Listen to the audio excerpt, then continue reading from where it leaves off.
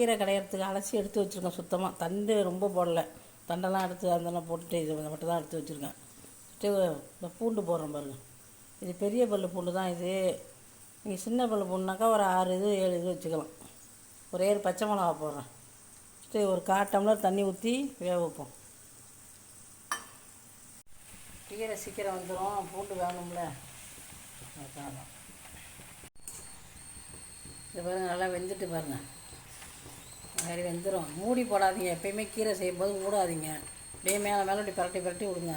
தண்ணி அதிகமாகிட்டுனாலும் ஒன்றும் பிரச்சனை இல்லை, அதை வடிகட்டிட்டு உப்பு போட்டு கூட நம்ம குடிச்சிக்கலாம், அது ஒன்றும் பிரச்சனை இல்லை.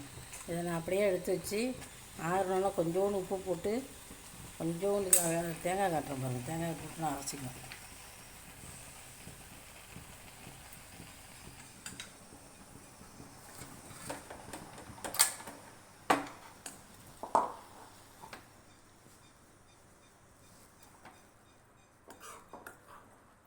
பச்சையாகவே இருக்கும், நம்ம மூடாமல் இருந்தால் தான். மூடிட்டிங்கன்னா கலர் மாறிடும், அது நல்லா இருக்காது.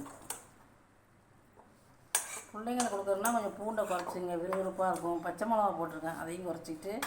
தேங்காய் கூட வேண்டியில்லை பிள்ளைங்களுக்குன்னா. இதை நம்ம என்ன செய்யணும், இதில் கலைஞ்சிக்கலாம். நான் மிக்ஸி ஜாரில் தான் போடுவோம். லைட்டாக ஒரு அடி அடிச்சு விட்டால் போதும். கொஞ்சமாக உப்பு வச்சுங்க, அவ்வளோதான்.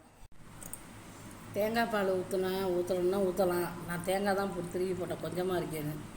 தேங்காய் பால் புரிஞ்சு கொஞ்சமாக ஊற்றுனீங்கன்னா கொஞ்சம் நல்லாயிருக்கும். அதுவும் இது மிக்சியில் போட்டு ஒரே தான் அடிச்சு விட்டேன். சும்மா நைஸாக அடிக்காதீங்க ரொம்பையும். பச்சை பச்சைன்றது பாருங்கள், கீரை இந்த மாதிரி இருக்கணும். மூடி போட்டு வச்சிங்கனாக்கா கருப்பாக தெரியும். கீரை நல்லா வெந்துடும், சரி வராது. எப்போயுமே எந்த கீரை செஞ்சாலும் உங்கள் மூடி போடாதீங்க.